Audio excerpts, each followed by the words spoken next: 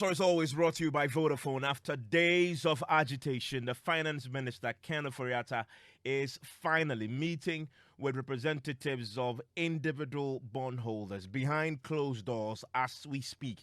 The bondholders are demanding a total exemption from the controversial debt exchange program that they say will wipe out the entire life savings. Now, the Finance Minister has been speaking to journalists just before the closed door session. I will tell you what he has been saying shortly. But first, Mr. Ofori-Atta has committed to change the imposition of zero interest for bondholders this year, which is one of the most contentious terms of the current proposed action program. He spoke exclusively to my colleague George Yaffe for the yet to be aired PM Express Business Edition tomorrow at 9 p.m. I think what are we saying? We are saying that we have a situation where debt exchange is necessary.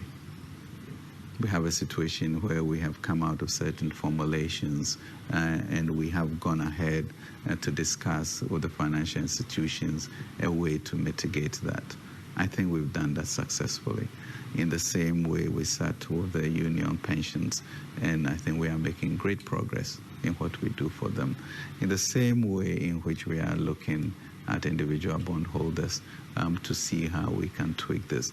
Would we lose a bit of what we have? I think all of us are going to, but we have to make sure that what we eventually come up with creates a sustainability. For example, a zero coupon for 2023. That has to change. So we'll look at that. And those are the modifications which then recognizes the need for fixed income for certain classes of our citizens that we intend to do. So George, once again, their livelihoods must be protected as much as we can, and make sure that we also have a nation as a community that is also strong and robust for the future. So that's a balance that we have to do, and we'll do it successfully.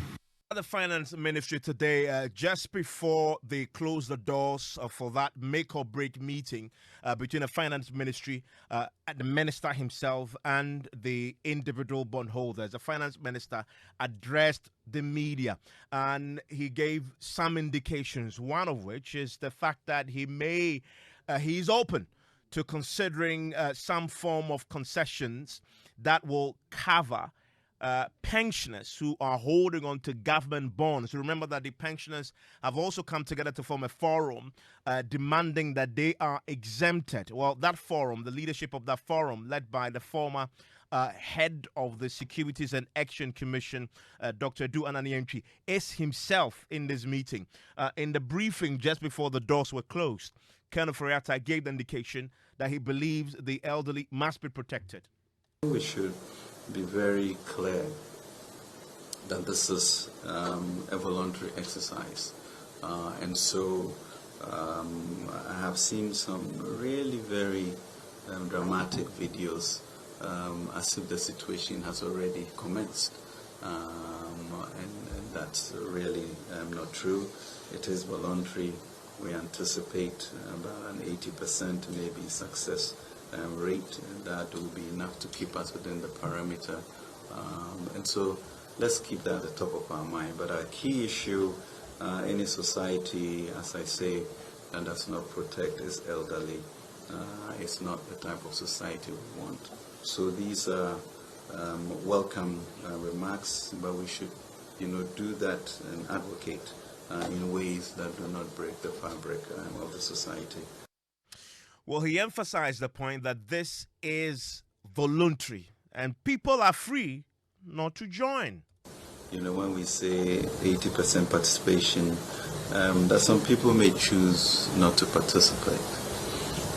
So that should be very factual for everybody. The question really becomes that given the state that we are in with the economic crisis, as Prof prayed us in, what is it that we all can do to make sure that this happens? And what is it that we do to make sure that we are alive after it has happened?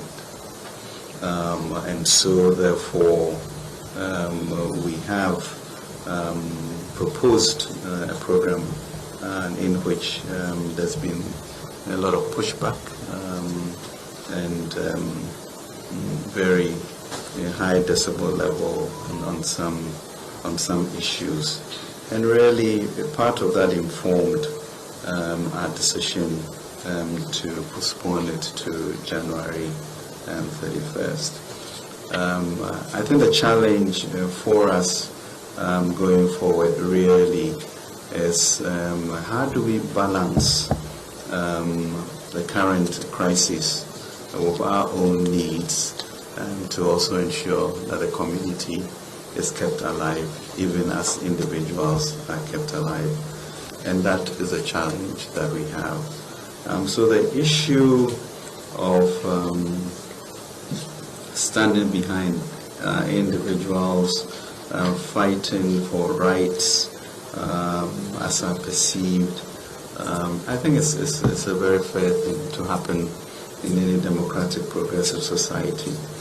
I think the challenge, for us is where do we draw the balance, and how do each of us in the various categories contribute to ensuring that the community does not die off.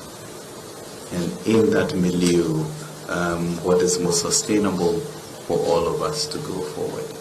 Would we have different ideas as to how to structure it, etc.? That everybody will have ideas. But in the end, we have to make a decision that makes sure that the individual is alive and the country also is alive. I think fortunately for all of us, unfortunately, we all got a glimpse of what happens when there's uncertainty and disorderliness. Last year, with a steep decline of foreign exchange and a sense of directionless. Once we were able to secure the staff level agreement, there was a sense of calm and certainty. So the challenge for all of us who are contributing to this exercise to make sure that everybody participates in a way, or that nobody carries too much of the burden, is how do we balance to ensure that the community remains for all of us to work with. At the same time, all of us are able to be alive through the process. And that's Kenneth Ferrata speaking shortly before the doors were closed for the meeting to begin. That meeting is currently still underway. I'll get reactions now from some of the other institutions affected by this debt exchange pretty shortly to this conversation. But I want to take you live now to the Finance Ministry, where my colleague Kojo Nyako is standing by for us. He's on the beat there throughout this meeting. Kojo, we just had the Finance Minister there speaking to all of you just before they went in. Is this meeting over? Well, so the private meeting between the Finance Ministry and the individual bondholders is over, and currently the Finance Minister is addressing the media together with the other stakeholders that are gathered. So I will take you closer to listen to the Finance Minister. I will expect it to ensure that life also.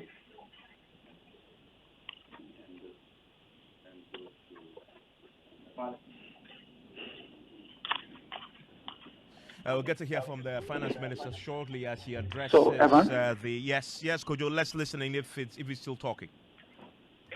So, Evans, currently the Finance Minister is addressing the individual bondholders, addressing the media as well. First to speak was Senyor Hossi, who spoke on behalf of the individual bondholders, thanking the Finance Minister for the listening ear, and said the technical team has been set, and so they will be meeting the Finance Ministry tomorrow to deliberate on what they have within their petition, and so they are hopeful that the Finance Ministry will listen to them and then take their hands off the individual bonds that that, represent, the 1.3 million people that have invested in these bonds would not be affected. And so that is what Senior Hosi said. And we can go live. We can go live now and listen to the minister. So that is not very far from us as we look at policy to make sure that individuals are taken care of, and the society also crosses the Jordan, as I mentioned. So the engagement would be continued to make sure that we all understand where we are and what we have to do to go forward. And as you indicated, getting the common path, as you mentioned, for us to be here to enjoy two members the that you sent to us, and we should have the first meeting tomorrow. So it is of urgency. It's important. We must signal to the country that we can indeed circle the wagons and work within our limitations, but ensure that we all come out ahead somewhat, even with our limited resources. So once again, let me emphasize that indeed the program that we have is voluntary. What do we all have to do to be able to put our shoulders to the hill? And some are more vulnerable than others, and therefore some will contribute more than others. But we'll find a way to get a formula, that protects the most vulnerable and ensures that we still end up being able to secure an agreement with the fund in a way in which will have an orderly adjustment to our macros, our physical, and build a stronger country. I think one thing that also came through very strongly was the whole issue of managing our finances a lot better, with expenditure controls and commitment, etc. But significantly, your interest in also supporting revenue generation going forward. So let me really thank you for this, and I think we can work together to have an orderly process and relieve us of the pyrotechnics in the game and really, in a very somber way, reflective of who we are as a society, be able to also show that once again Ghana is able to do it differently. I really appreciate your time here. So that is the finance minister there addressing the gathering. I see him shaking hands now with Senor Hosi, who is the a convener of the Individual Bondholders Forum. And the indication from what we've just been listening to is that this is the first of several meetings that happen. Senor Hosi and his group, and they've merged now with the Individual Bondholders Association of Ghana. We also have the Pensioners Individual Bondholders Forum.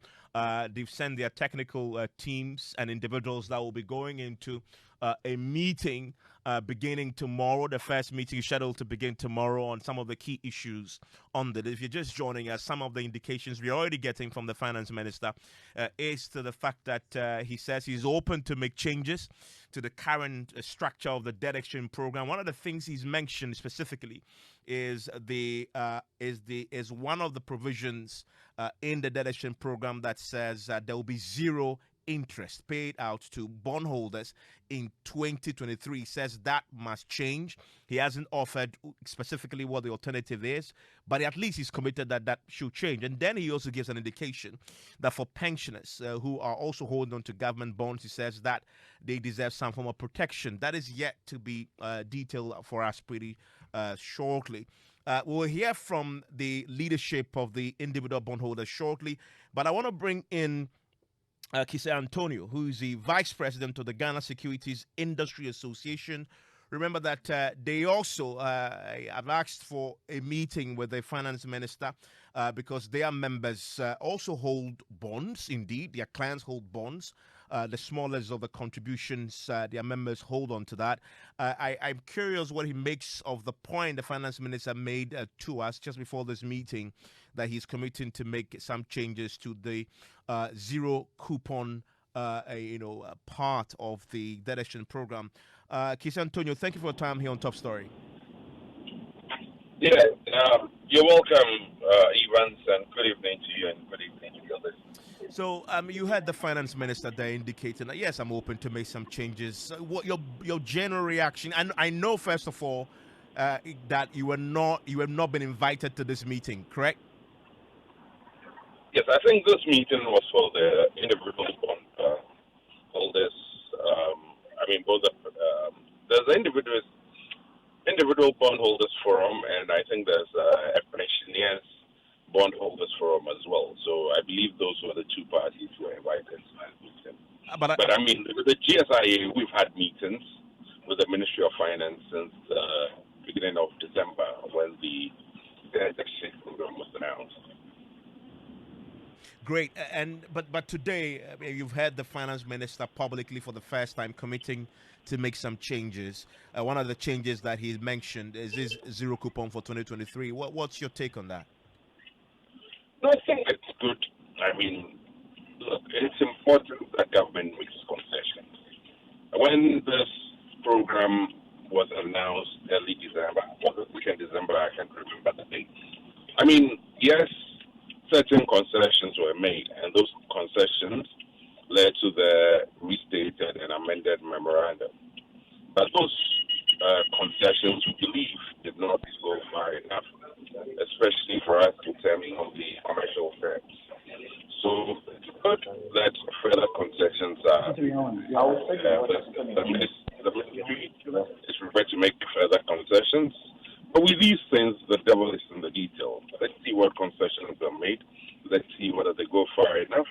And let's see whether that will bring all the relevant stakeholders to the table to subscribe to this exchange program. So this is something you'll definitely welcome, obviously. Obviously, yes. Okay. Stay with me, Kisi Antonio. Senor Hosi, who just walking out of this meeting with the finance minister, is on the line with us right now. Senor, we've just been listening live to the finance minister a short while ago. Give me your impressions of what happened in this meeting and your major takeaway. Well, I first of all have to commend the minister for the audience and his warmth.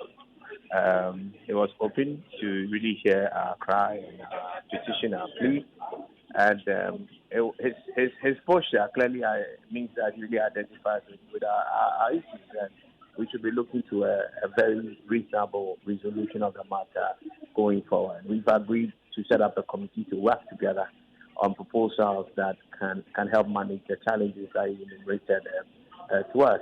In our proposal and our petition, we had already indicated that we were willing to put our policy experts on the matter at his disposal to help resolve the challenges in ways that will not be extremely disruptive as currently position for individual bondholders.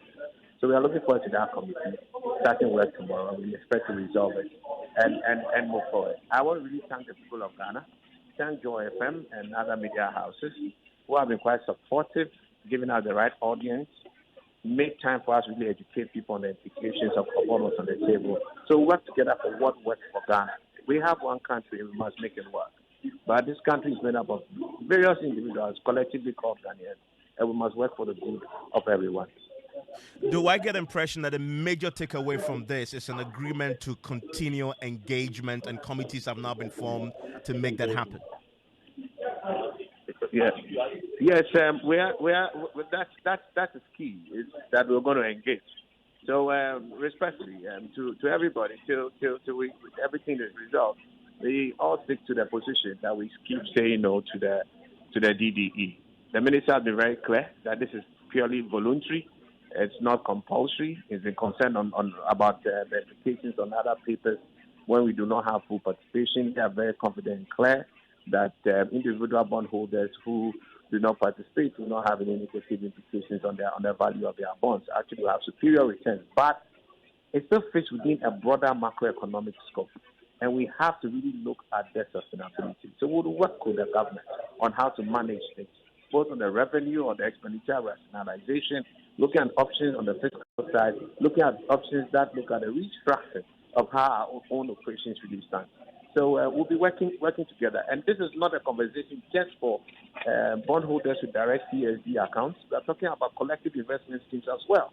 They are all part of us, and we represent everybody in one. We are one, and we're going to win together, work together as a country. And that, for me, is a big takeaway from this entire exercise. And we're grateful again to the Finance Minister and his Deputy, Abna Osei-Asari, for the audience and the cooperation in our conversation. It was quite a very frank and open conversation. For the records, did he commit to exempt individual bondholders? The technical committee is to come up with some work, and based on those analysis, there'll be a position that the finance ministry will take. We'll come up with our recommendations jointly, and thereon we want to believe that we'll all find reason in exempting the individual bondholders.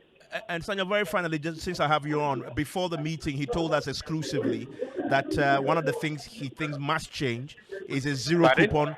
Before the meeting, he told us exclusively that one of the things he thinks must change is the zero coupon for 2023. Give me your take on that. I think that's not in dispute. But for individual bondholders, it's not just about coupons. People have also planned cash flows. Maybe somebody has saved expecting that I'll be able to recover my maturity and then my coupon sometime in February to fund a particular education at that time. Saying that you're just going to give him just a coupon will not solve his problem. It won't help him buy his land. It would not help him really get a house that could really save him from being homeless. It will not really make him meet his life aspirations that he sweated for and worked for. We have to make sense out of people trusting our government and committing their resources to it. So we'll find a way around it. So let's leave all this to the technical committee. And I think that we'll be able to solve this together. When is the meeting happening? When's the first technical meeting? Tomorrow, Ivan. Fantastic, Senor Jose. I'm grateful. Kisa Antonio is still with me. Kisa, so this is significant progress for the individual bondholders. But let's be clear, the definition that the individual bondholders are applying to who an individual bondholder is will include many or all of your clients, correct, Kisa Antonio? It will apply to those who are in our collective.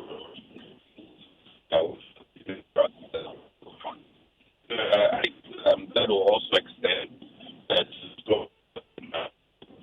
Unfortunately, Ms. Antonio, we're losing you on. Let's see if we can get him on a better connection. But in the meantime, I want to bring in now a banking consultant, Dr.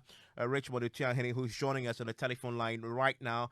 Dr. Chiahene, thank you for your time here on Top Story. A lot breaking in the last few minutes. We're hearing from the finance minister.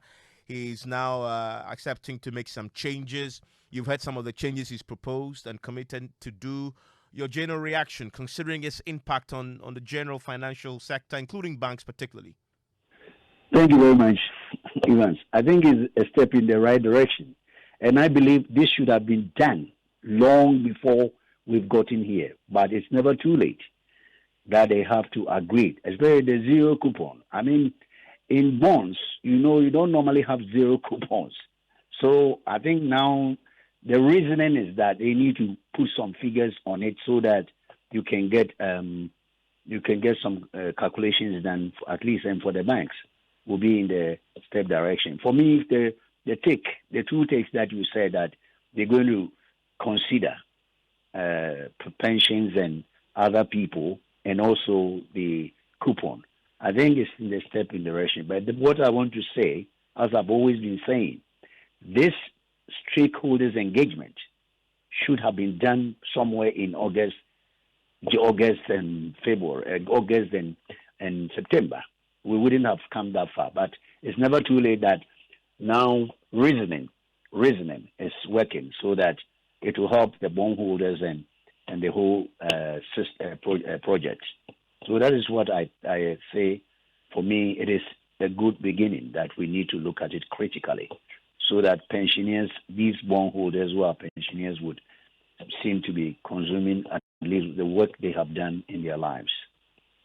Specifically, we've learnt about the zero coupons that may change.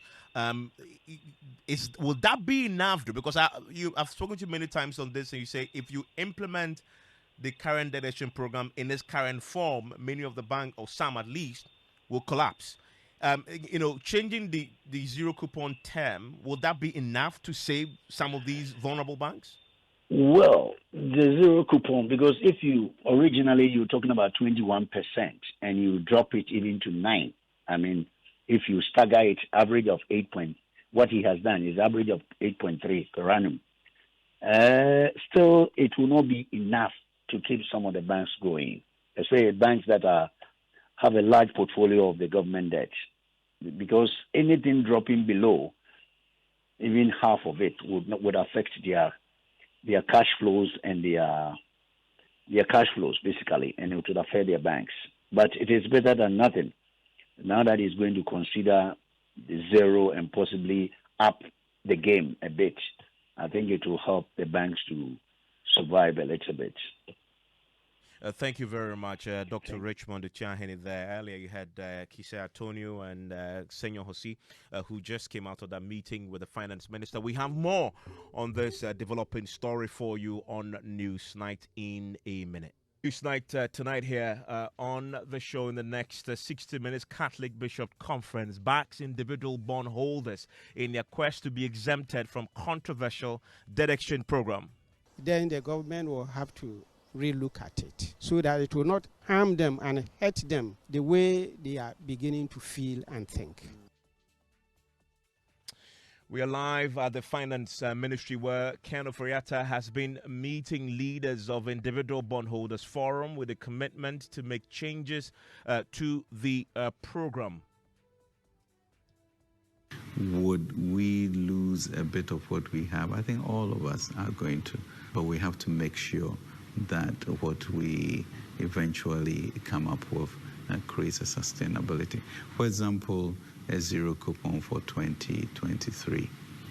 That has to change. So we'll look at that.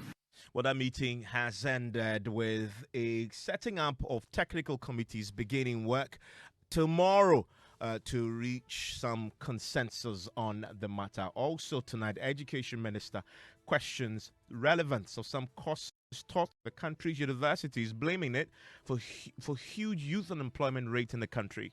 Development education. Development education for what? You have BA in education, and you're supposed to prepare students for non-teaching jobs. What type of non-teaching job are you preparing students with? Unemployment invariably comes from the fact that we are training the graduates for courses that don't exist.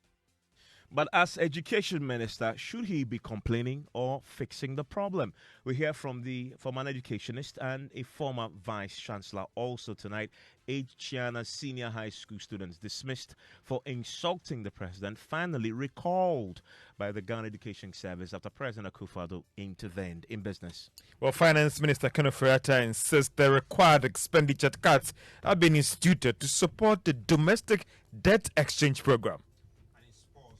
3 coaches have been shortlisted for the vacant Black Stars job by the Ghana Football Association, and 50 Minutes will tell you all about them.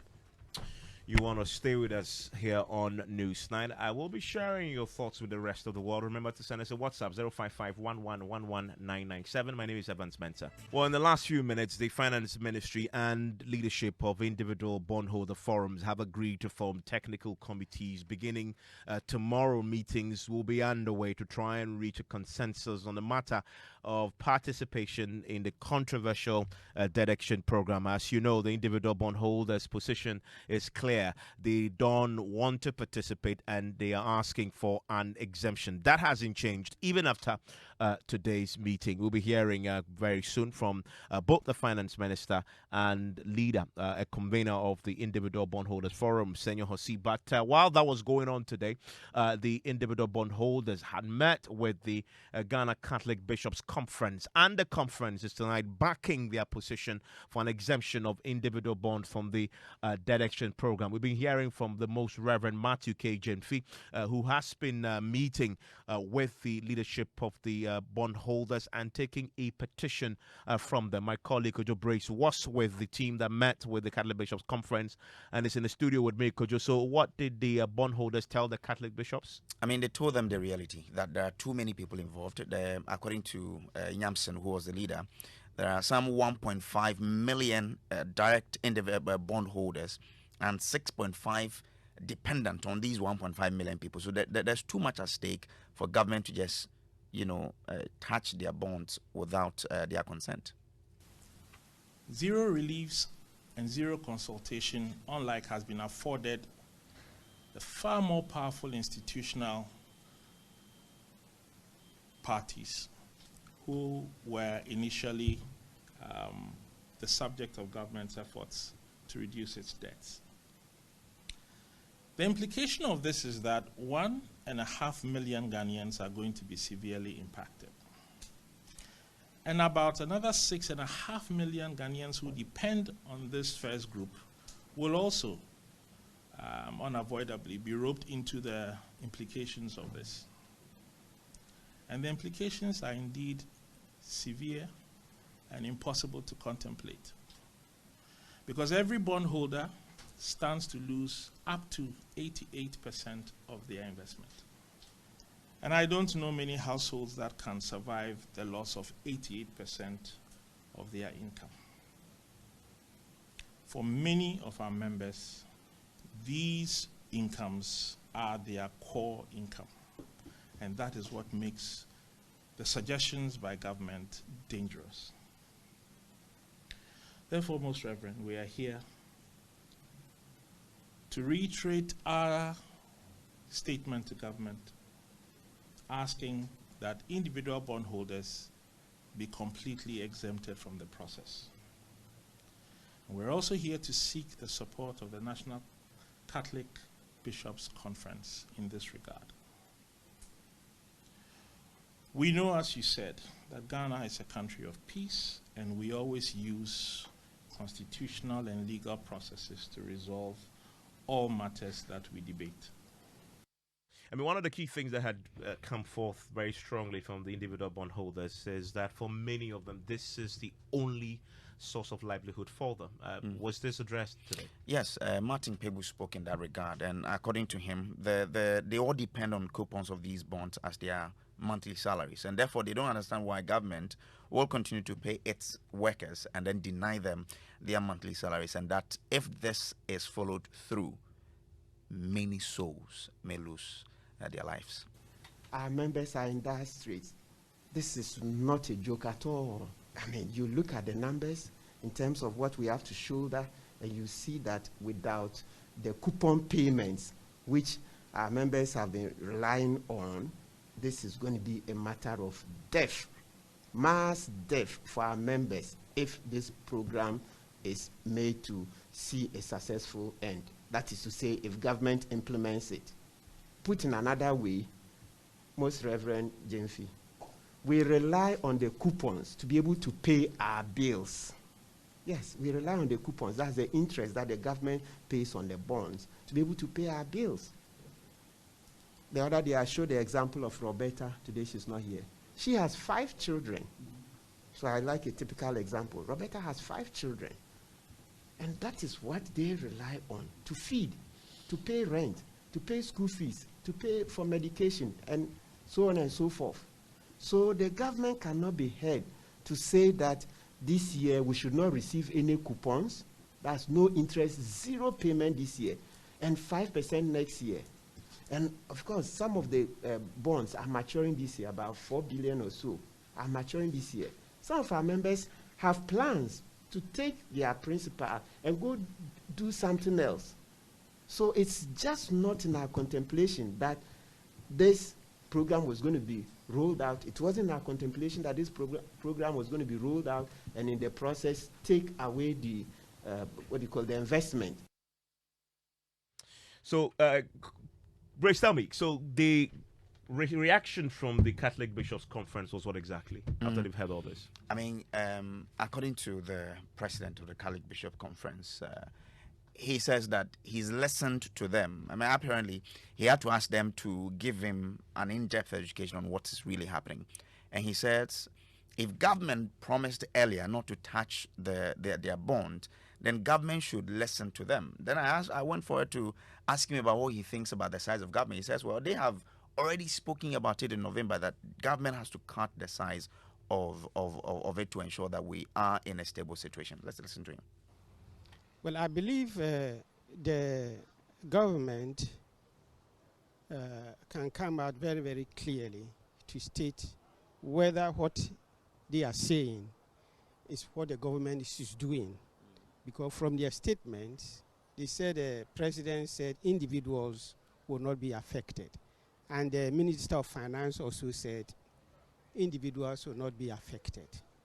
So very often when the president and the Minister of Finance speak on financial matters like that, we have to take them for their word. But these individuals, 1.5 million, their representatives here, said that the government is reneging on his word.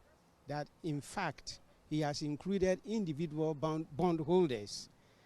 And so I believe the government should come out very, very clearly to say, well, I said this, but I've changed my mind. Or what they are saying is actually not what I'm doing. It's not what I'm doing. I still stand that individual bondholders are not included and that their monies are not going to be taken. That is what I say. But at this instance, government wants them to sign on to the program so that they would then say, we have accepted you to touch our bond holdings. So this year, don't pay us any benefits. That's what they're also fighting against. And I'm asking that once these members are all Ghanaians, which of course majority may be members of a Catholic church, what are you telling the government, by extension the president, in this instance? Like from what they said, these are their life savings. Many are retired.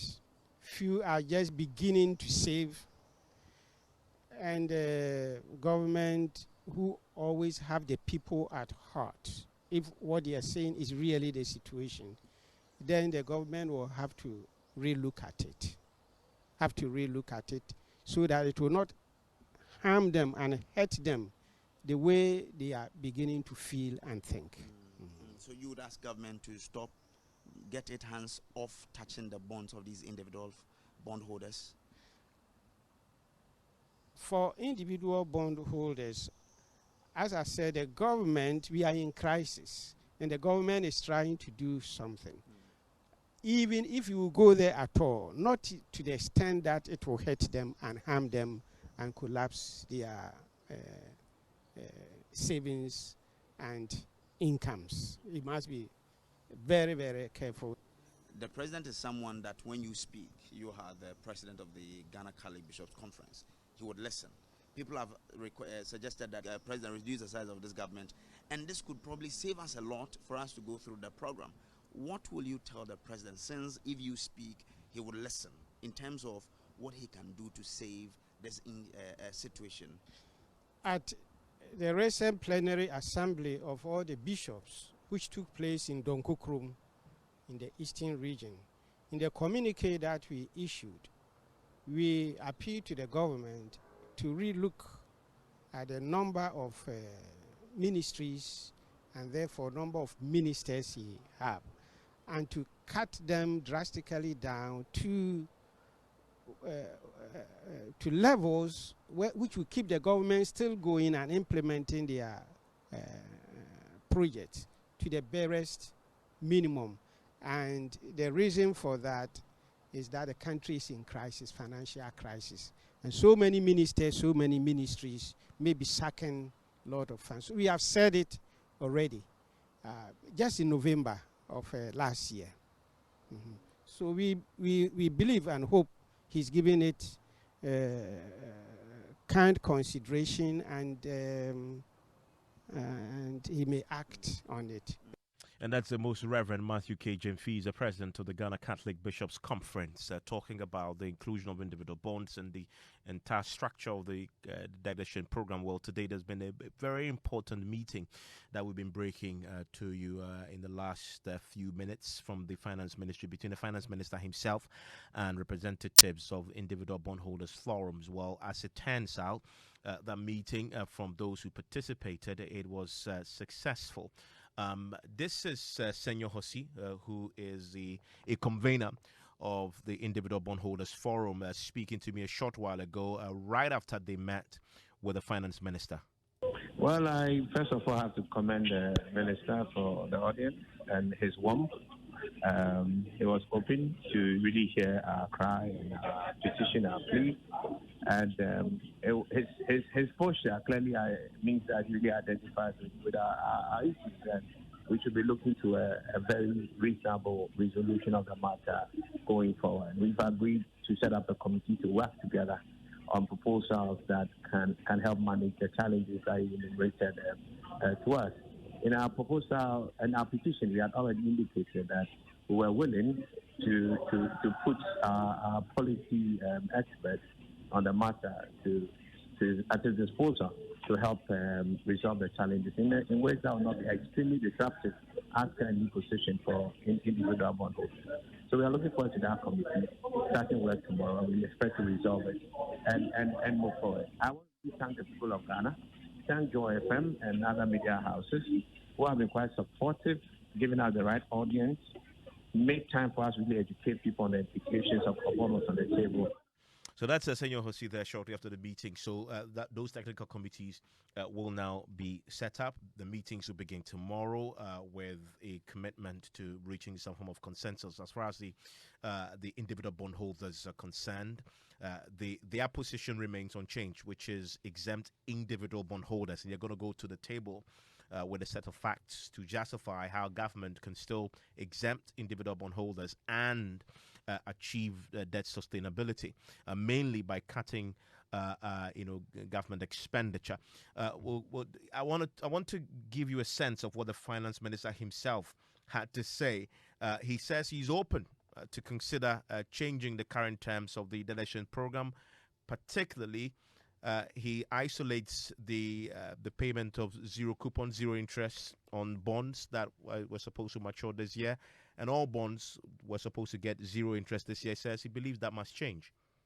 Would we lose a bit of what we have? I think all of us are going to, but we have to make sure that what we eventually come up with creates a sustainability. For example, a zero coupon for 2023. That has to change. So we'll look at that. I want to bring in Professor Godfrey Bokwin, Professor of Finance at the University of Ghana, joins us on the telephone line right now. Prof, I'm grateful for your time here on Newsnight. First of all, give me your thoughts on the posture of the Finance Minister today. If you listen to him, it appears that he's ready to engage, but most importantly, compromise and make some changes. Yeah, good evening, Evans, and good evening to your cherished listeners. Thank you for having me on your show. I think that I was excited the day the Finance Ministry decided to extend the deadline. I felt that yes, we were coming home. We were reflecting the reality, and I think that I commend the Finance Minister. Of course, his continuous stay in the office is also a problem. We need to recognize that. But that said, I think that it's a good posture. And my understanding is that all these concerns, I believe that through various channels, and even the MPP party is getting to him. And therefore, there's the need to adopt this accommodative stand, because we had gotten to the point where he could lose everything rather than having something. So I think the posture is very good. That also strengthens the bargaining power of creditors. So the good news is more on the side of creditors, that given the fact that the ministry has extended the deadline 3 times, is enough an admission of poor work that was done, that didn't reflect reality, that fully didn't analyze the impact of the terms of the debt exchange. And therefore, I think that together we can make progress. The way I see it, hello? Yes, Doc. The way I see it, and I've said before, that this crisis is a good one. Let's leverage on this crisis to ask for greater reforms. In giving this extension, individual bondholders, institutional bondholders should not be looking for their interest alone. It may conflict at some point in time. It will be helpful for us to have one domestic creditor committee that would negotiate from position of strength, that in exchange for a haircut, there must be fiscal and governance reforms immediately on the table that allows us to also trade off part of our investment and coupons for something that is very good. I just want to highlight, the reason I'm saying this is that Ghanaians must understand that if there are no costs to the politicians, whether in opposition or in government, under this preemptive debt restructuring, the incentive to borrow and misuse it will be high, as such costs would always be borne by the citizens, and they get away with it. We have gone through this before. Ghana, this is not the first time we are restructuring our debt. We have to be able to structure an arrangement that enables the politicians to put on the table a greater sacrifice before creditors can come to the table. This is that time. And what will be helpful is for us to have one domestic creditor committee that harvests the different proposals and perspectives across the different investor category, creditor category, and unify that, and then negotiate from position of strength. For the MPP, it signals what they are doing now, signals policy shift from the ideology of the party in the so-called property-owning democracy, as the current preemptive debt restructuring signals that the party is ignoring or interfering in property rights it has preached over the years. It doesn't end there.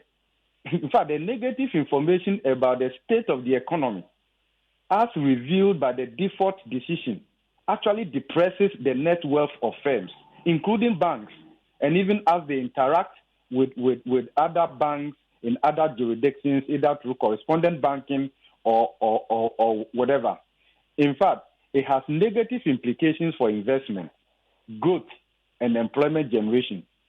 This is also because sovereign risk or default is recessionary in nature, because it tightens the funding constraints of banks and other financial institutions, and therefore there will be a reduction in bank credit to the private sector, which is an important channel through which debt restructuring affects growth. So if you put all these things together, and in fact, I've been wondering, what has been the role of Bank of Ghana and the other regulators in this debt restructuring? Did they support it?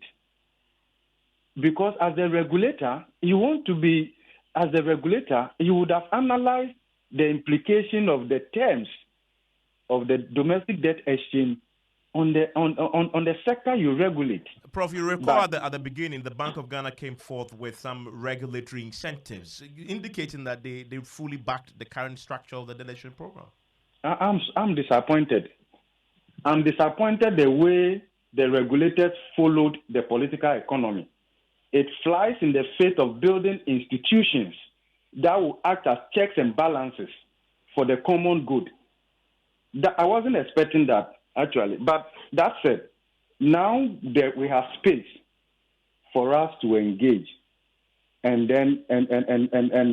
not only that, individual bondholders or pensioners will look at what they can get from this.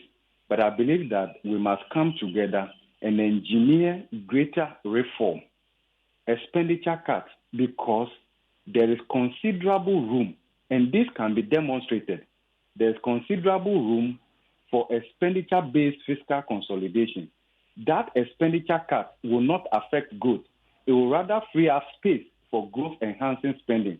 The reason we are unable to support government in this current debt exchange terms is that there is not only perceived, there is sizable evidence of bias and unfairness between fiscal adjustment and debt operation.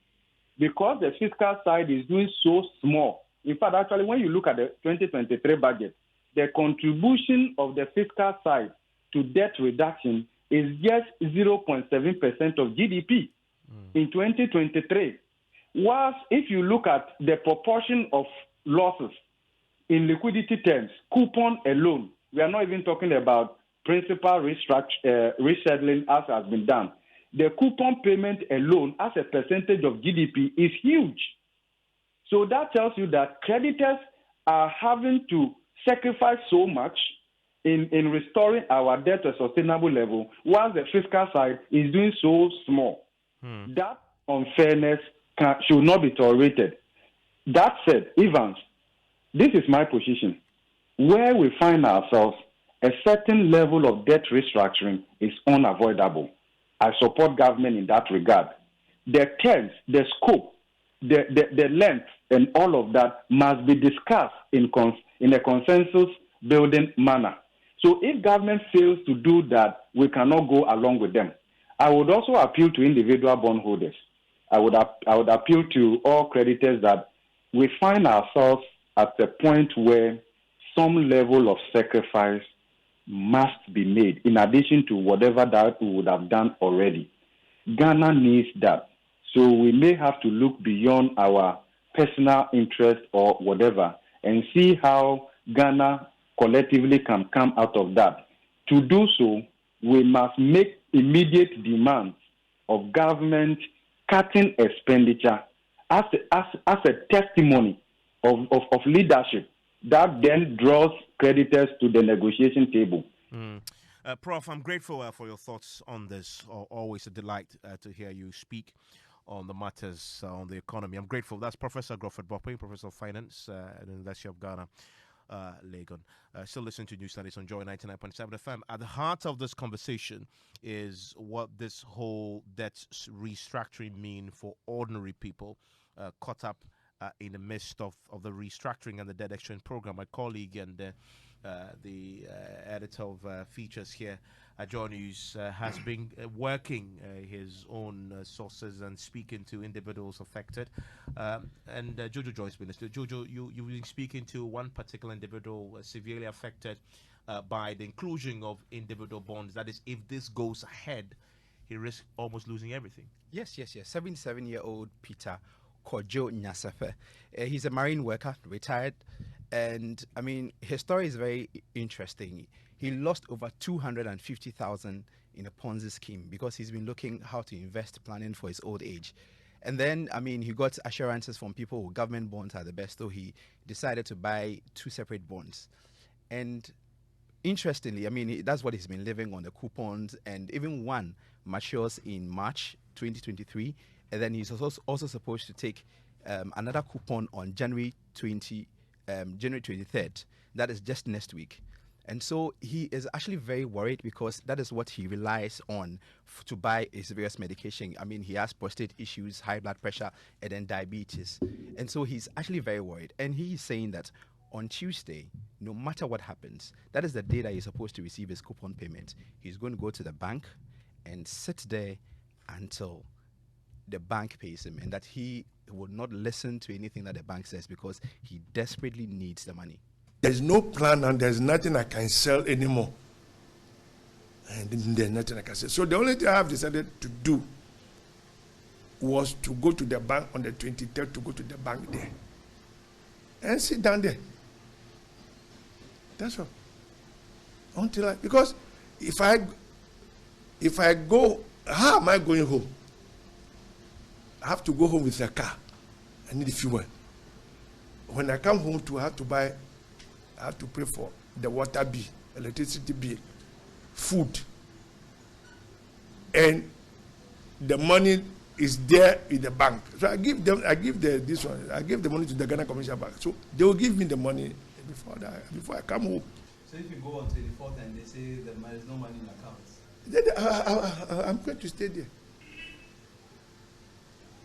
If they say the money is not there, I'm going to stay there. I'm going to stay there. Until they carry me wherever they want to carry me. Because I cannot walk myself. So they will carry me. Whatever they want to carry me, go. They have to carry me and go. I don't, that's the only thing I can. That's the only. I cannot fight them also. Well, you want to catch this full feature. It's on the Joy Prime at 8 p.m. on the 7 p.m.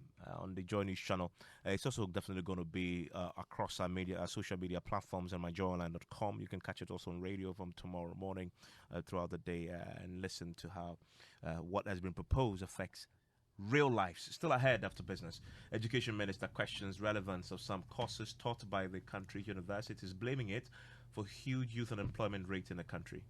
Development education. Development education for what? You have BA in education, and it's supposed to prepare students for non-teaching jobs. What type of non-teaching job are you preparing students with? Unemployment invariably comes from the fact that we are training the graduates for courses that don't exist.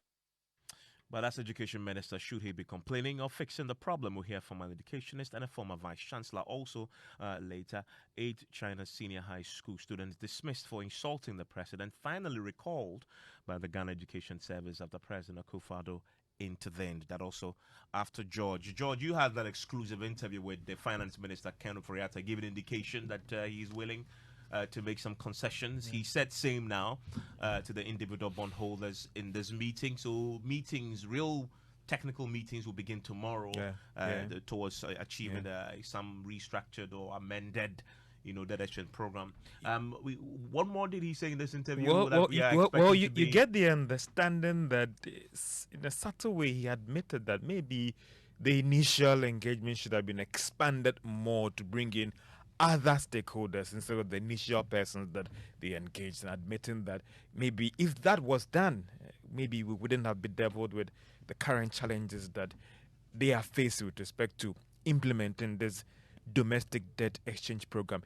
But in another breath, you also get the understanding that the country is in a real challenge right now, and there should be a way out, and maybe that is the way to go in terms of embarking on a debt exchange program, and there is no turning back on that. Even though he's willing to push for some concessions in terms of scrapping the program, that would not be possible. There were also issues about overborrowing, and his argument also was that some of these funds have been invested in projects that would take time for it to mature to settle some of these debts. Okay, so he's been accounting for what he used the borrowed money for. Yeah, kind okay. of. I'm looking forward to this tomorrow at 9 p.m. on the Joy Business edition of PM Express. We want to join that. But what's in the headline tonight? Well, events coming up. The Finance Minister, Ken Ofori-Atta, insists required expenditure cuts has been instituted to support the domestic debt exchange program.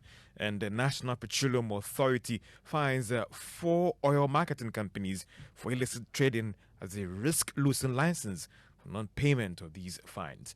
The business news on Newsnight is brought to you by MTN Business. Welcome to the new world of business. Allianz Life and Ghana Pay. You're welcome back to Business on Newsnight. Now, Finance Minister Ken Ofori-Atta is insisting that the required expenditure cuts has been instituted to support the domestic debt exchange program. Now, this follows concerns that the government is not sharing enough in the burden as it moves to suspend interest payments to individual and pensioners under the program. The minister, however, maintains that there is no alternative to the debt exchange program as he wants to, as the government moves to fast-track the recovery of the economy. He's been speaking in a yet-to-be-aired PM Express Business Edition on tomorrow at 9 p.m. on Joe News. Expenditures, are being cut to the bone, and you can ask from ministry to ministry, and they'll confirm that. But more importantly, the issue of now our gift miss and HMIs, which are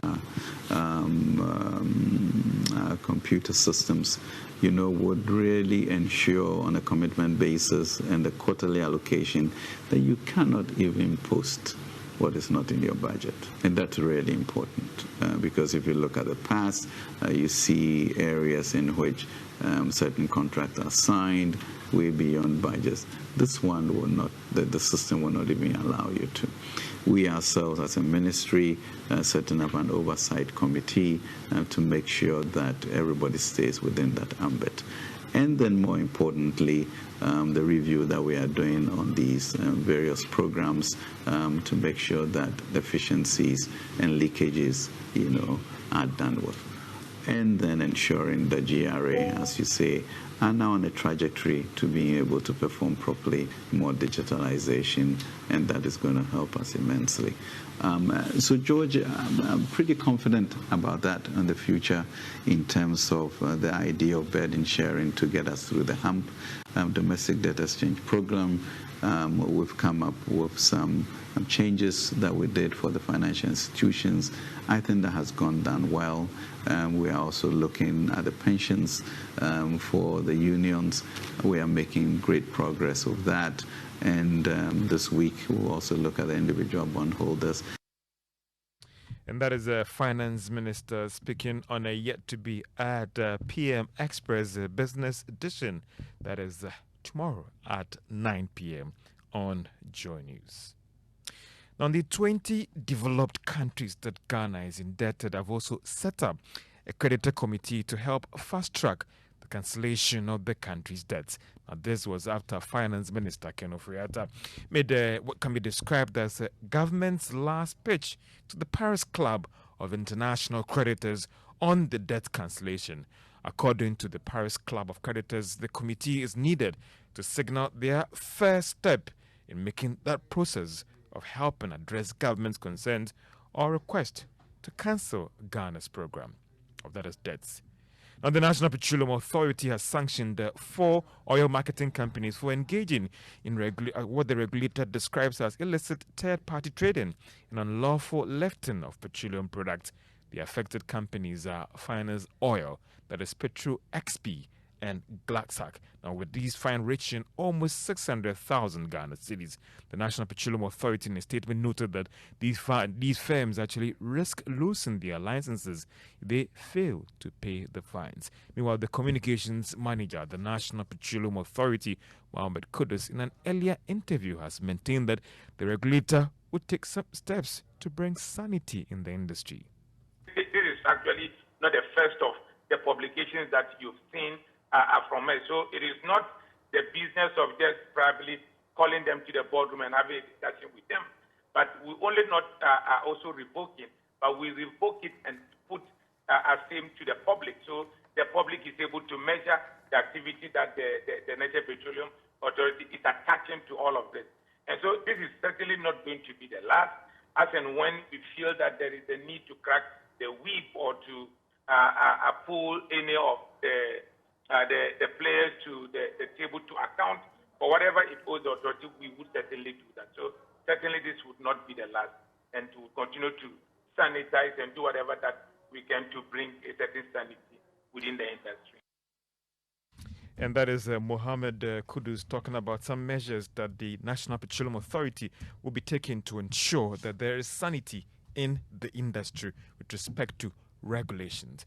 Let's get to other stories and some regulatory actions as well, because a customs division of the Ghana Revenue Authority has arrested a suspected Nigerian fake currency syndicate along the Aflao border. And the suspect, who was using unapproved routes to transport the cash, was nabbed after a joint operation by the customs border officials and some security agencies that sanctioned these, that is actually dealt with this at the country's eastern border. After further examination, he was found with 80 million CFA, which tends to be fake. Acting Commissioner of Customs, Saidi Drisu, said this after briefing journalists on the arrest. This was yesterday.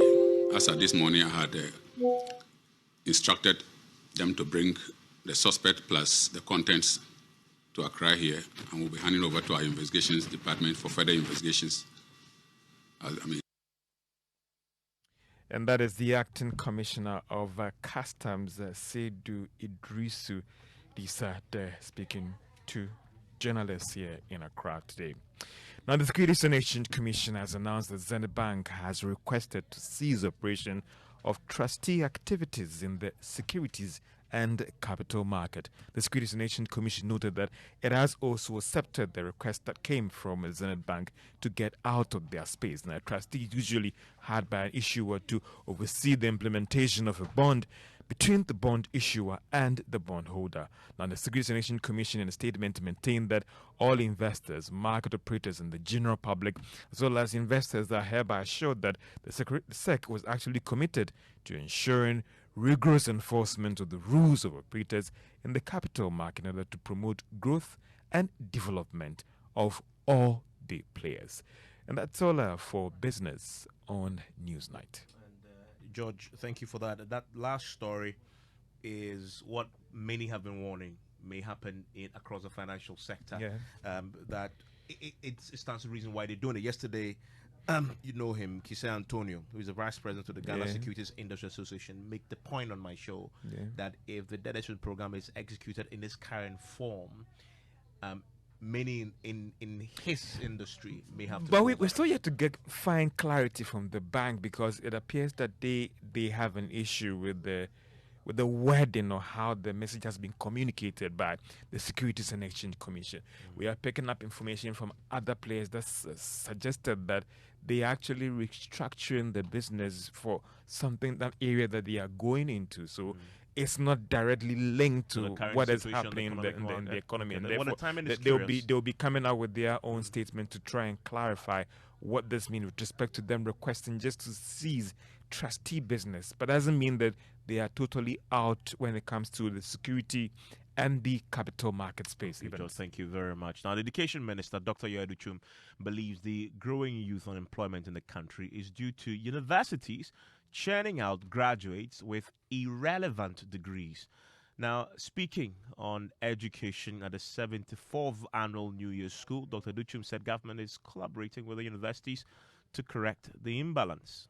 So many students have been enrolled in diploma in education. They are being trained for jobs that do not exist. Thousands and thousands are graduating for jobs that do not exist. One favorite course that I always cite is what is called sanitation education, but there's no course in sanitation to be taught. Development education. Development education for what? UDS. Development studies. Undergraduate program. For what job? So yes, I'm fully aware, and we're engaging the universities. I think we need to focus on courses that have relevance to that particular student and to the nation. Invariably, you have BA in education and this university, and it's supposed to prepare students for non-teaching jobs. What type of non-teaching job are you preparing students with BA in education? They don't exist, but the degree program exists. Unfortunately, there's limited guidance and counseling at our schools, at the high school level, for a student to be able to say, I applied to do business administration, you gave me sociology, and I'm not going to take it, because that is not where I'm heading.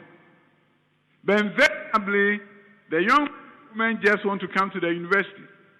We need to change course, because unemployment invariably comes from the fact that we are training the graduates for courses that don't exist. Let's pick the thoughts of a former Vice Chancellor, Professor John Japon, joins us on the telephone line right now. Prof, Happy New Year to you. Many happy returns, Evans. What's your reaction to the Education Minister? Well, I think he may have a point, but the issues are more nuanced than they may appear. I mean, if you take the last comment he made, for instance, that I applied to come and study business administration. You didn't give me business administration, you gave me sociology. So I won't come. I mean, it's not that simple.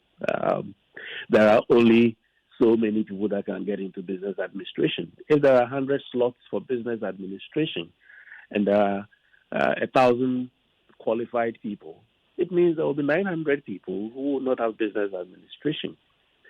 But is studying sociology wrong? I'm not too sure.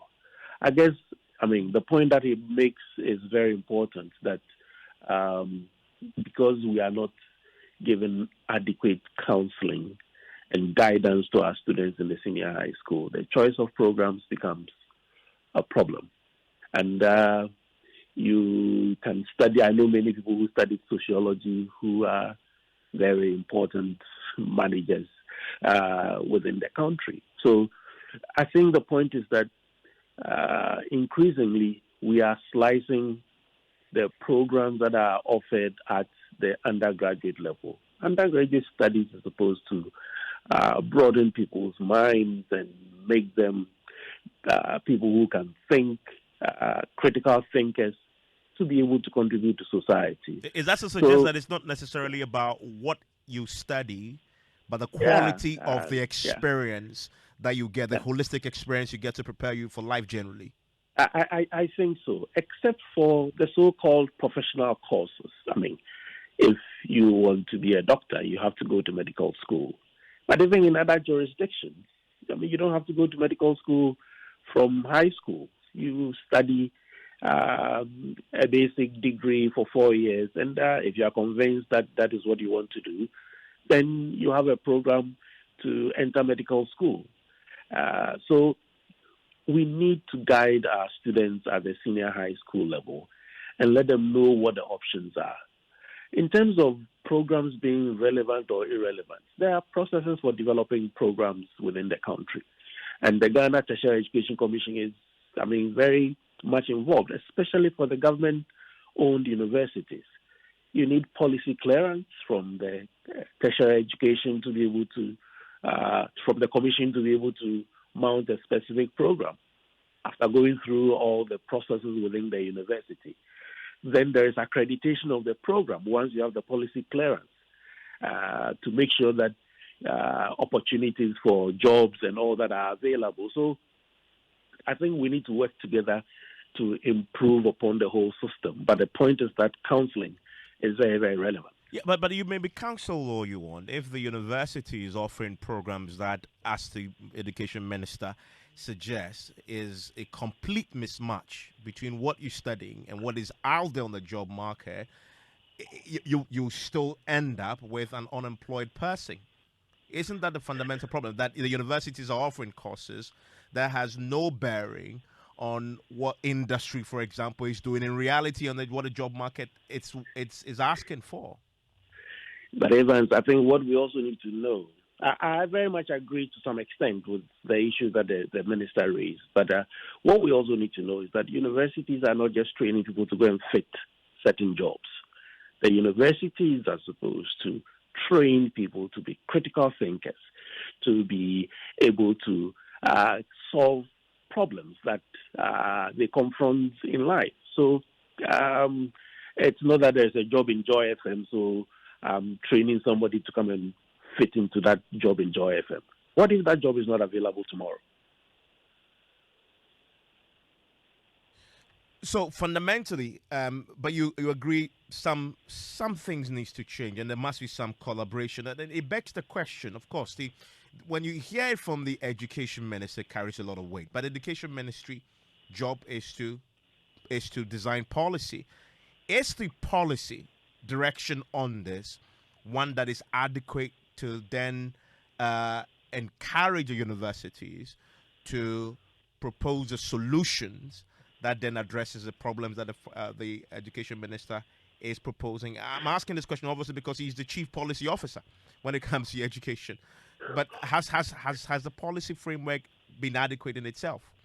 Oh, I think so. I think the policy framework is very adequate. If you read the Ghana Tertiary Education Commission, documentation, it's very, very adequate. So the issue has also been that sometimes some of the universities have also not stuck to the policy. I believe that is what he's referring to. Because if government sets up a University of Health and Allied Sciences, the expectation is that you will be focusing on health and allied sciences. We're a developing country. So government sets up universities to achieve specific goals.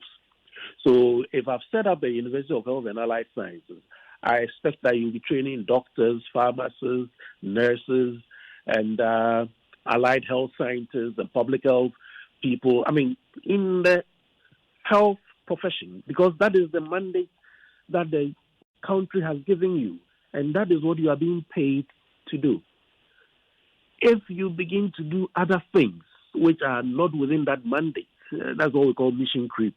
So you get into areas that you are not supposed to be getting into, probably for generating some more resources for the university. It's a whole complex thing. But the point I believe that he's making is that if government sets you up to do ABC, you must remain focused in those areas.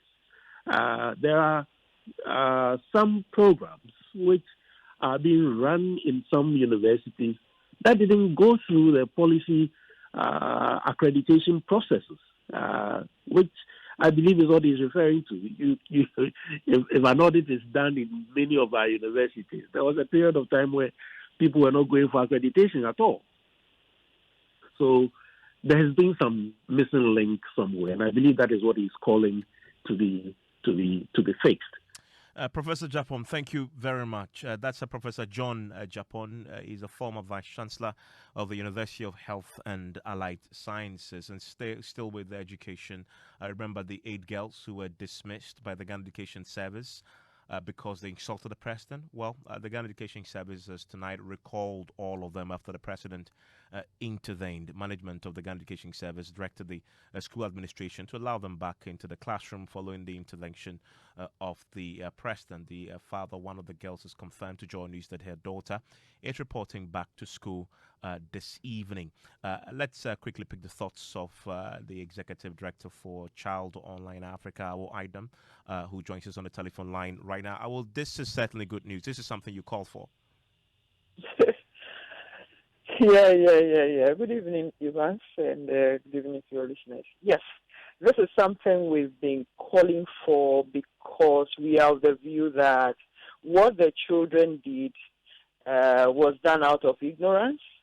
And again, it wasn't done more like on a political platform for anyone to say that this decision to pull them back is political and all. So for us, what is in the best interest of the child is what we'll push for.